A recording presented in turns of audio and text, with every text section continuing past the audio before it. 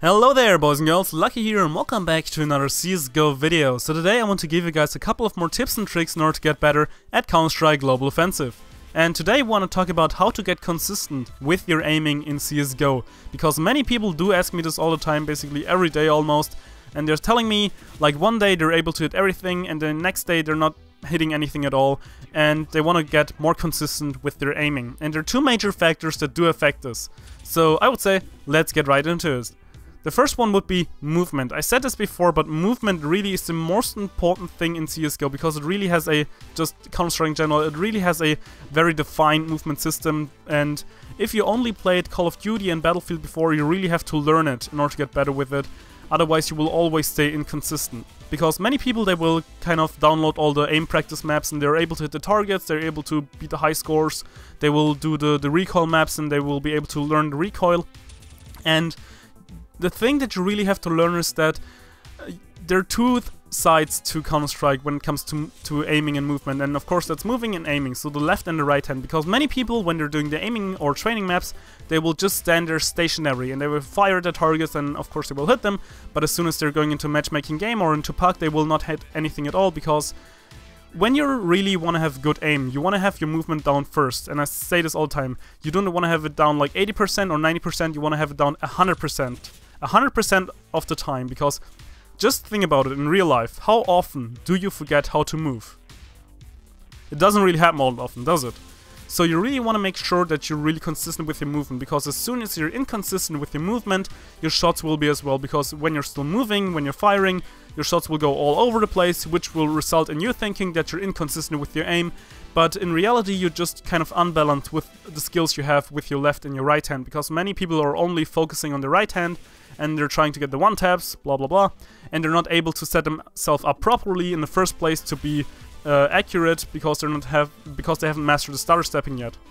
And even though some people think they have mastered the stutter stepping, or some people are very good at stutter stepping, there's still one big major issue with that many people do not realize. If you're stutter stepping, you only want to move from left to right with A and D. You do not want to use W and S, because as soon as you're moving forwards and backwards, you also have to compensate for this. So let's say you're moving to the left, then you only have to hit right. But if you're moving to the left and to the front, you'll have to hit right and back at the same time. So this makes it a lot more complicated. So make sure whenever you're stutter stepping, you're not moving forwards or backwards. You just kind of want to cut the pie and circle around the corner and only use A and D to really get better with it.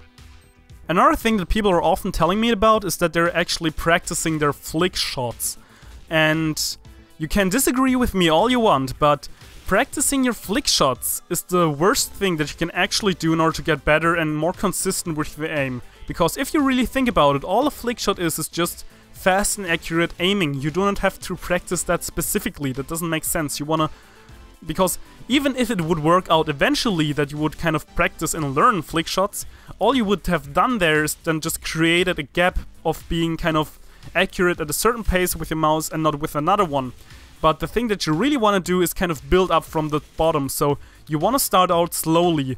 And the thing that you always want to have to keep in mind, you always want to hit the target. You don't want to force yourself to be as fast as possible, to just miss all your targets and just be fast with it, but you want to be as fast as possible while still maintaining a 100% accuracy, because only then you will gradually work up your speed at which you're able to hit your target consistently, and also with 100% accuracy, which then in return will give you consistent aim.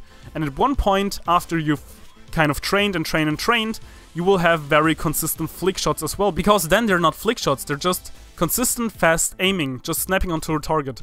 And if you really think about it, that's what the pros do as well. They practice a lot. They build up their muscle memory, their aiming all from the bottom.